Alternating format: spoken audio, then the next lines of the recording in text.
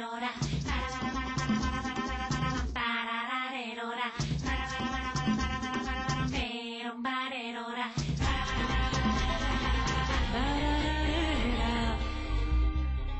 das cousas máis difíciles de aprender dunha lingua é a diferenciar entre o que é formal e informal.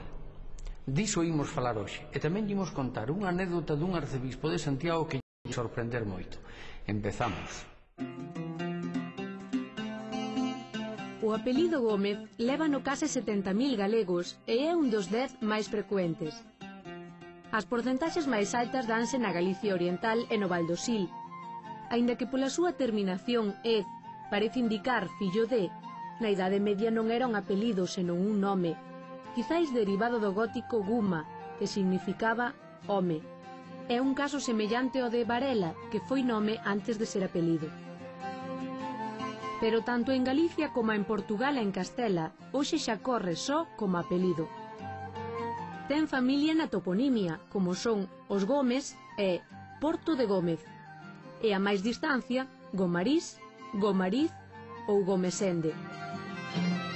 Con este nome tiveron certo protagonismo no século XV Gómez Pérez das Mariñas e no XVI Gómez de Riobó Vilar de Franco Sobello, que mandou construir a primitiva torre que deu a orixe ás Torres do Allo, un dos pazos máis antigos de Galicia no actual concello de Zas. Ben falado. Pois, dunha vez, Martiño, cando tiña 3 anos, gustaballe moitísimo o colacao e vivíamos daquela en Ferrol. E tiñamos xusto ao lado unha xente que era moi agradable, falaba daquela tamén. O castelán era un castelán moi bo, entón el tiña asimilado na casa o galego e ali o castelán. E dunha vez, entra na casa e di: mamá, mamá, que che pasa? Mamá, mamá, xa sei como se di colacao en castelán. É como, meu fillo? Nesquik. Ben falado. No século XIV eran frecuentes as conversas bilingües nas que os contertulios utilizaban con toda a naturalidade distintas variedades do romance, é dicir, nas que uns falaban en galego e outros en castelán, outros en asturleonés, en aragonés ou noutras variedades lingüísticas. Dende logo, o galego daquela era falado en Galicia por todas as clases sociais, nobres e xente do común, minoría de letrados e a gran lexión dos analfabetos. Rodrigo de Padrón foi arcebispo de Santiago entre 1307 e 1316. Foi tamén un home influente na corte de Castela e mesmo no Vaticano. En 1330 fala del o infante don Juan Manuel, sobrinho do rei Afonso X Sabio, no seu Libro de los Estados. E danos un dato importante. Este arcebispo de Compostela conversaba en su lenguaje gallego coa raíña e os infantes de Castela, mesmo encontrándose fora de Galicia.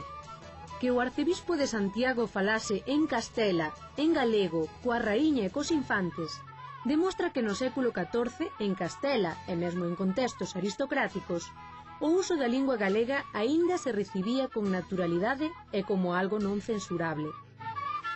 Foron tempos, pero é ben que lembremos que eses tempos existiron.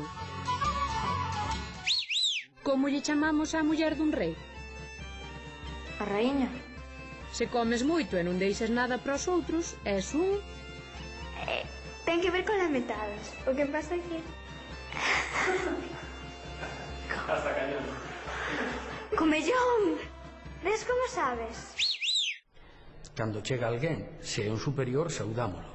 Se é un coma nós, dicímoslle: que contas? E mesmo nos pode responder coa broma dunha des sen respirar.